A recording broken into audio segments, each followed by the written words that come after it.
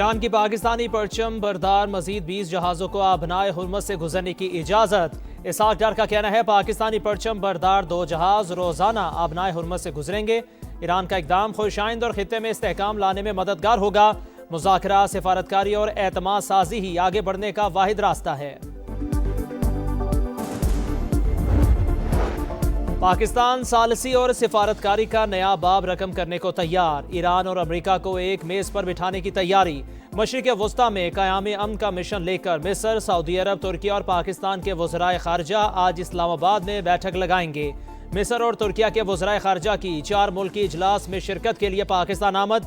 فیصل بن فرحان بھی آج پہنچیں گے۔ معزز مہمانوں کی وزیر اعظم شہباز شریف سے ملاقات بھی شیڈول۔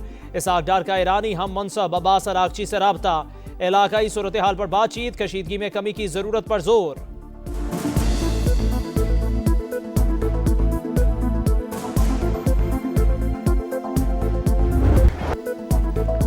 امریکہ میں صدر ڈونلڈ ٹرمپ کی پالیسیز کے خلاف مظاہرے۔ واشنگٹن سمیت مختلف شہروں میں ہزاروں افراد سڑکوں پر نکل آئے۔ مظاہرین کا ایران جنگ فوری روکنے کا مطالبہ۔ سینیٹر برنی سینڈر اور کانگریس رکن الہان عمر کا خطاب۔ لندن میں بھی عوام کا جمع غفیر، 5 لاکھ افراد کی مظاہروں میں شرکت۔ مظاہرین کی پرچم اٹھا کر امریکہ اور اسرائیل کے خلاف نعرے بازی، قتل و غارت گری روکنے کا مطالبہ۔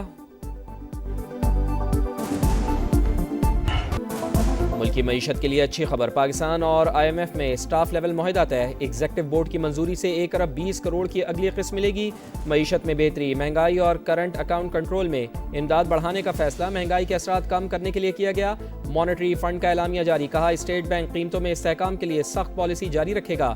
ضرورت پڑنے پر شرح سود میں اضافہ کیا جا سکتا ہے۔ موسمیاتی فنڈ سے بھی مزید 21 کروڑ ڈالرز ملنے کا امکان۔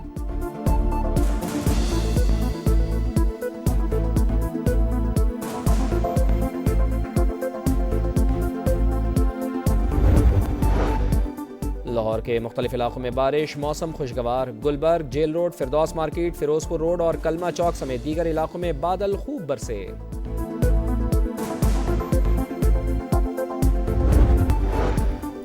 ایران میں زیادہ تر عسکری اہداف حاصل کر لیے، جلد جنگ سے نکل جائیں گے۔ صدر ٹرمپ حالیہ کارروائی کچھ عرصے تک جاری رکھیں گے۔ امریکی نائب صدر جے ڈی وینس کا تنازع کے خاتمے کا ٹائم فریم دینے سے گریز، کہا تہران اب بھی جوہری ہتھیار بنانے کی کوشش کر رہا ہے۔ 1 یا 2 سال بعد دوبارہ ایران میں کارروائی کا ارادہ نہیں، امید ہے پیٹرول کی قیمتیں کم ہو جائیں گی۔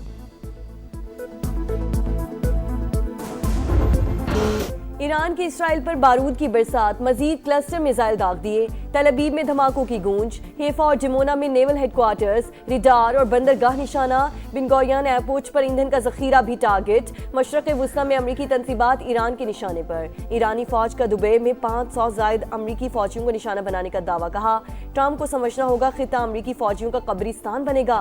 کویت میں ڈرون حملہ، ایئرپورٹ پر آگ بھڑک اٹھی۔ ابوظہبی میں میزائل اور ڈرونز کا ملبہ گرنے سے 5 افراد زخمی۔ سعودی عرب میں سلطان ایئر بیس پر امریکہ کو بڑا نقصان، کئی ری فیولنگ طیارے متاثر ہونے کا انکشاف، 12 امریکی اہلکار زخمی۔ بحرین میں بندرگاہ پر حملہ، آپریشن معطل۔ ایرانی صدر کی پھر وارننگ، کہا خطے کے ممالک سلامتی چاہتے ہیں تو اپنی سرزمین جنگ کے لیے استعمال نہ ہونے دیں۔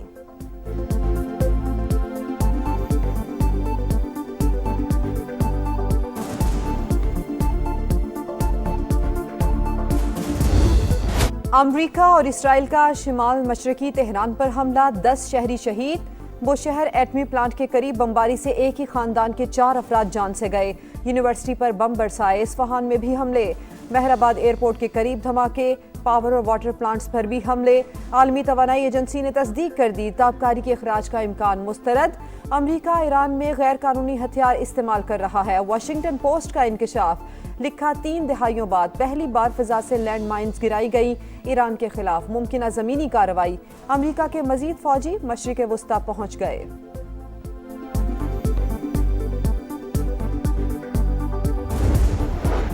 مشرق وسطی کی جنگ میں شدت، یمنی حوثی بھی میدان میں کود پڑے۔ اسرائیل پر حملوں کا آغاز، کئی مقامات پر راکٹ داغ دیے، صہیونی علاقے لرز اٹھے، کئی مقامات پر نقصانات کی اطلاع۔ آبنائے ہرمز کے بعد ایک اور اہم بحری گزرگاہ بحیرہ احمر بند ہونے کا امکان۔ جب تک امریکی اسرائیلی جارحیت نہیں رکتی، حملے جاری رہیں گے، حوثی گروپ کا اعلان۔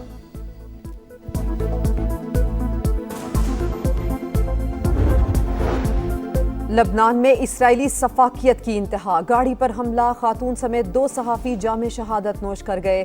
تعلق المنار اور المدین ٹی وی سے تھا۔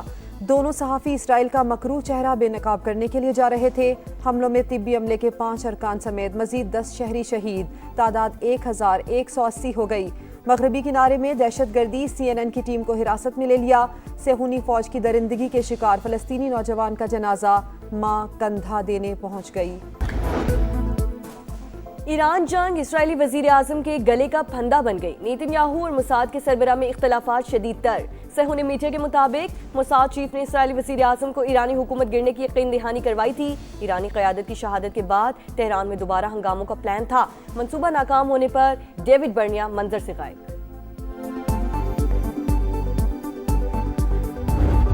لندن کے شہری جنگ کے خلاف سڑکوں پر 5 لاکھ افراد کی شرکت، مظاہرین کی پرچم اٹھا کر امریکہ اور اسرائیل کے خلاف نعرے بازی، قتل و غارت روکنے کا مطالبہ۔ امریکی شہری ٹرمپ کی پالیسیوں سے تنگ، واشنگٹن سمیت کئی شہروں میں مظاہرے، امریکی قیادت کے خلاف آواز بلند۔ ملکی معیشت کے لیے اچھی خبر، پاکستان اور IMF میں سٹاف لیول معاہدہ طے۔ ایگزیکٹو بورڈ کی منظوری سے 1 ارب 20 کروڑ کی اگلی قسط ملے گی۔ معیشت میں بہتری، مہنگائی اور کرنٹ اکاؤنٹ کنٹرول میں امداد بڑھانے کا فیصلہ مہنگائی کے اثرات کم کرنے کے لیے کیا گیا۔ مانیٹری فنڈ کا اعلامیہ جاری کہا، اسٹیٹ بینک قیمتوں میں استحکام کے لیے سخت پالیسی جاری رکھے گا، ضرورت پڑنے پر شرح سود میں اضافہ کیا جا سکتا ہے۔ موسمیاتی فنڈ سے بھی مزید 21 کروڑ ڈالر ملنے کا امکان۔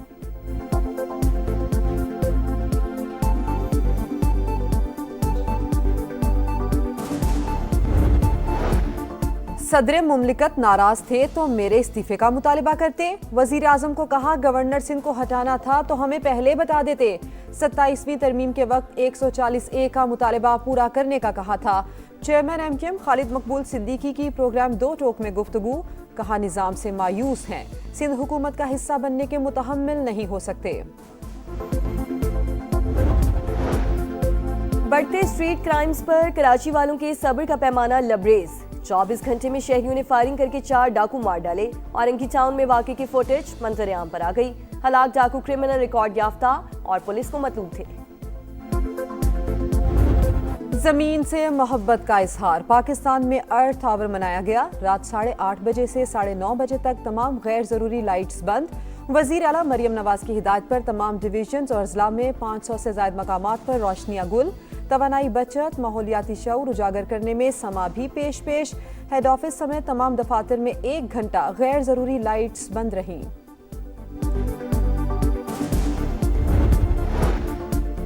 سعودی عرب کے بعد قطر نے بھی یوکرین سے دفاعی معاہدہ کر لیا۔ دونوں ممالک کے دفاعی معاہدے پر دستخط۔ صدر زیلنسکی کی متحدہ عرب امارات کے صدر شیخ محمد بن زید ال نہیان سے بھی ملاقات، کہا اسٹریٹجک معاملات پر خلیجی ممالک کے ساتھ کام کرنے کے لیے تیار ہیں۔